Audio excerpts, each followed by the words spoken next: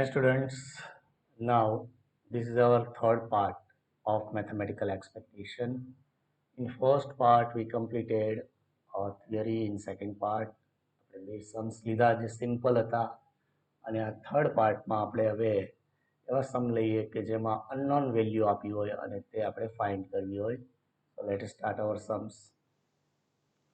First question આપણો the probability distribution of a random variable is as follows. And by x and p of x is given, find the value of p and hence obtain expected value of x.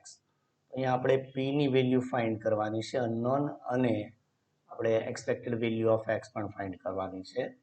ચાલો પહેલા આપણે table prepare કરી લઈએ. Okay, so our table is ready.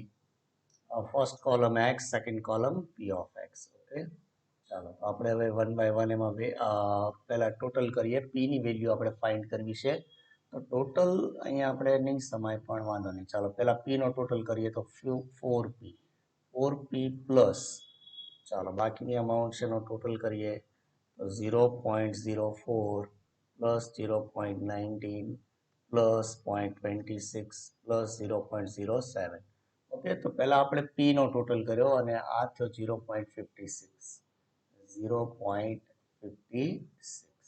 Okay, so first total of p, then by total of remaining amount. Okay, now first find out value of p. આપણો rule શું છે? As per rule of probability distribution, always sigma p of x is equals to 1. Okay, therefore 4p plus 0.56 is equals to 1.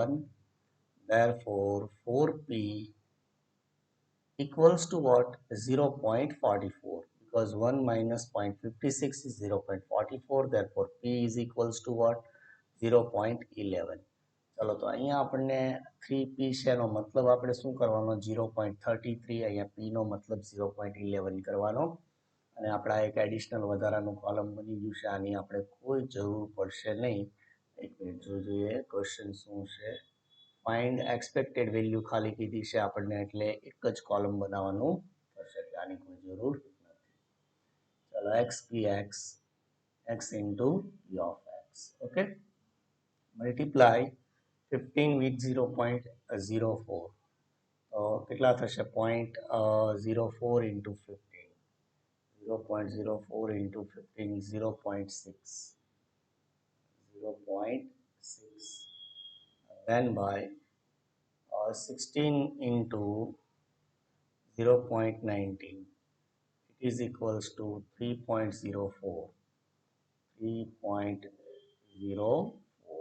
Wait. Okay. Then by 17 into 3p, but actually p equal to 0.11.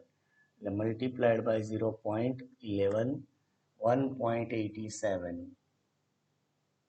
18 into 0.26, 18 into 0.26, 4.68, 4.68, 19 into p, so 19 multiplied by p equal to what? 0.11, equal to 2.09, and 20 into 0.07, it is 1.4, 1.4.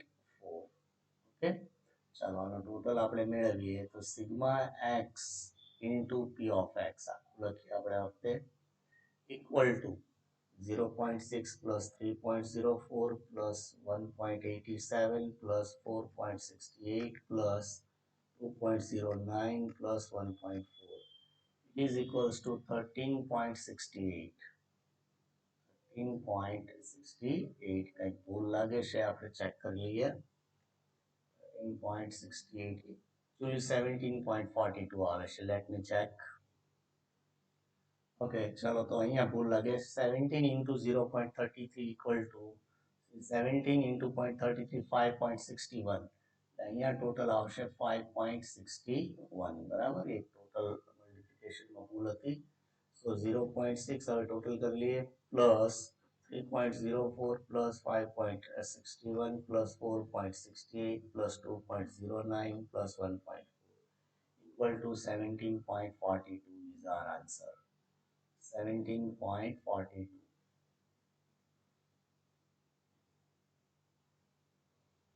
Okay, ચાલો તો હવે ખાલી આપણે expected value of x લખવાનું છે. તો next છે expected value of x equals to sigma xpx and it is equals to 17.42 is our answer. Okay. Okay, this is our another sum. The probability distribution of a random variable is as under, then by x and p of x is given -2, -1 till 3 and 0.1 p, zero point 2, 2 p, 0.3 and p.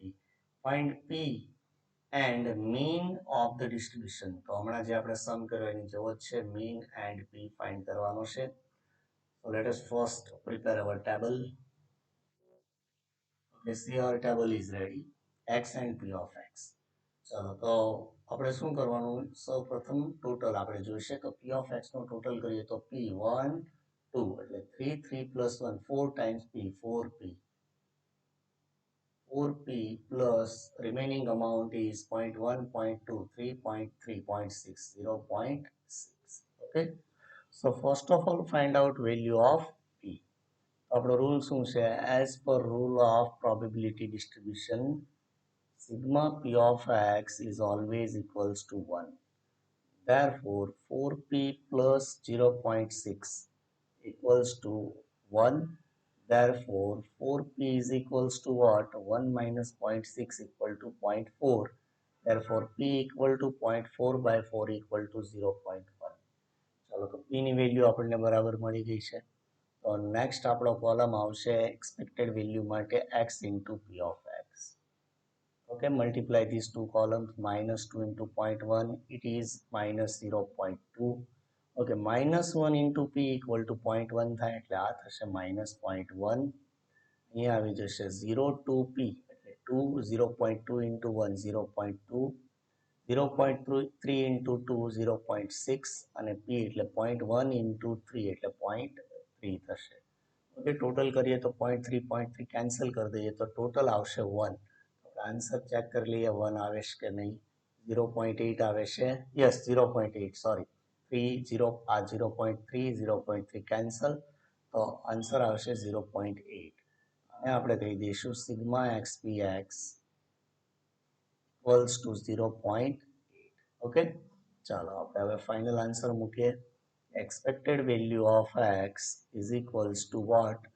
Sigma xpx, sigma x into p of x and it is equals to 0.8. Our answer થશે 0.8. Okay, next sum is the probability distribution of a random variable x is as follows. Okay, then by xi p of xi find the value of p, also obtain mean and variance of x.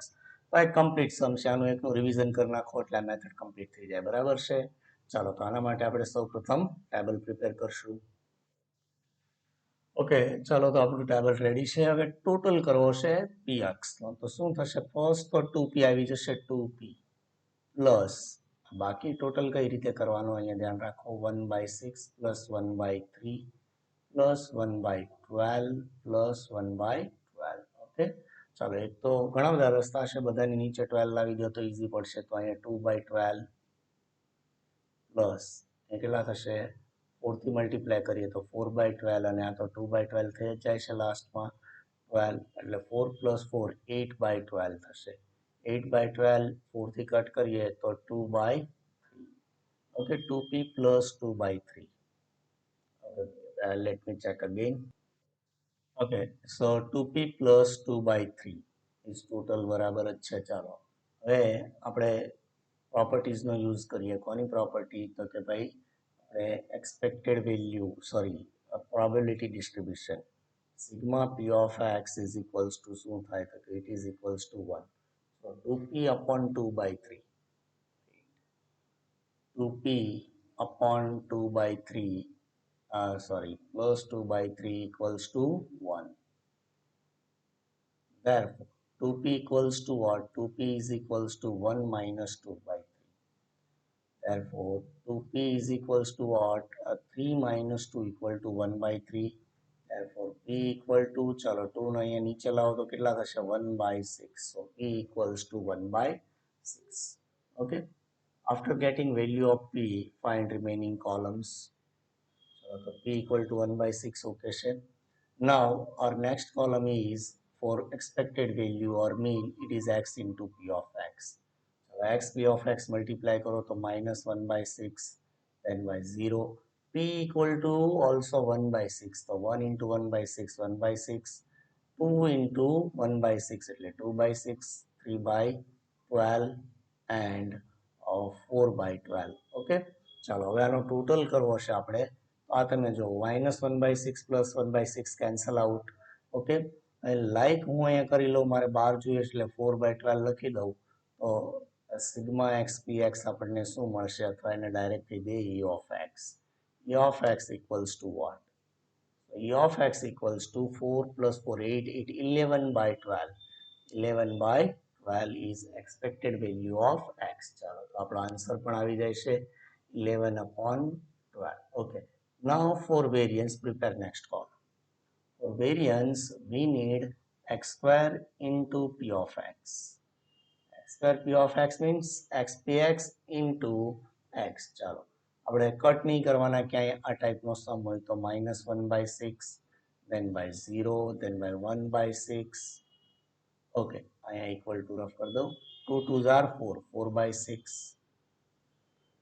3 into 3, 9 by 12. And 4 4s are 16 by 12. Okay, cut થાય તો પણ નહીં કરવાના, મેં કીધું એમ. ચાલો -1 by 6 plus 1 by 6 cancel out. અહીંયા 12 કરવા માટે હું શું કરીશ? 8 by 12. Okay, now 16 plus 8 plus 9.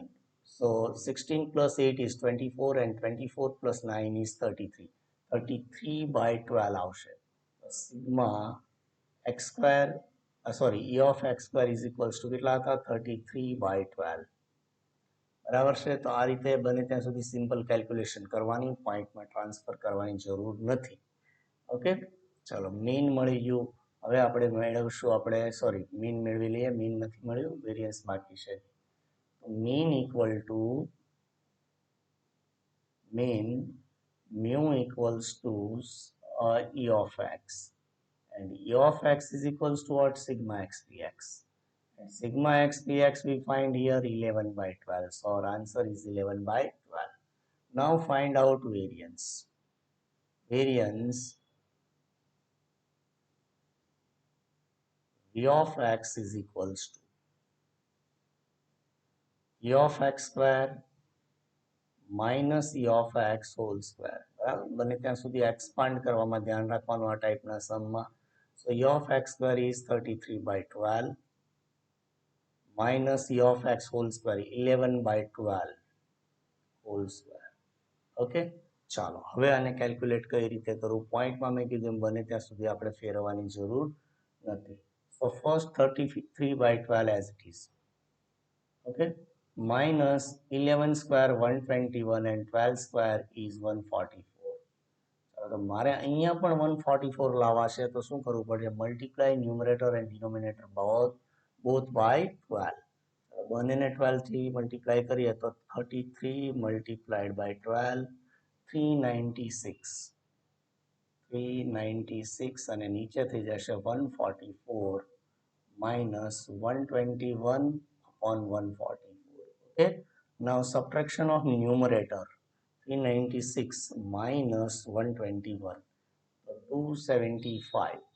275, let me check, કંઈક પ્રોબ્લેમ લાગે છે. 333 આપણે ફરીથી ચેક કરજો. 33 into 12, 396 minus 121, 275 over. એક જ મિનિટ ચેક કરી લઉં.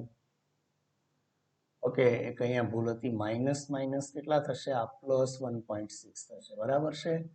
એટલે હજી આપણે એને 12માં ફેરવીએ એટલે 35 by 12 થઈ જશે. આ 35 by 12. ઓકે, 2 થી મલ્ટીપ્લાય કરી દો એટલે 2 by 12. 33 by 12 તો હતા જ, અને ના ના ના ના ફરીથી જ આખું કરવું પડશે. એટલે 2 by 12 it is also 2 by 12, it is equals to 8 by 12. ચાલો હવે ટોટલ ઓફ ન્યુમરેટર કરીએ તો 4 4 plus 8 12 plus 9 plus 16 37 આવે છે instead of 35. It is 37 by 12. આ કેલ્ક્યુલેશનની પછી કોઈ તમારે જરૂર નથી. ઓકે, ટેબલ ક્લીન કરી દઈએ. 37 by 12 તો અહીંયા મલ્ટીપ્લાય કર્યું છે આપણે બધી જગ્યાએ 33 છે ત્યાં 37 કરવું પડશે. 37 here also 37 and 37 into 12. 37 into 12 is equals to 444. 444. 444 minus 121. It is equals to 323 is correct answer. 323 by 144. ચાલો તો આ આપણો આન્સર થશે. ઓકે, સો આપણે બે પહેલા સિમ્પલ સમ્સ કર્યા અને પછી આપણે બંને સમ્સ જે છે એ અનનોન વેલ્યુ ફાઇન્ડ કરવાના કર્યા, જેમ કે પી.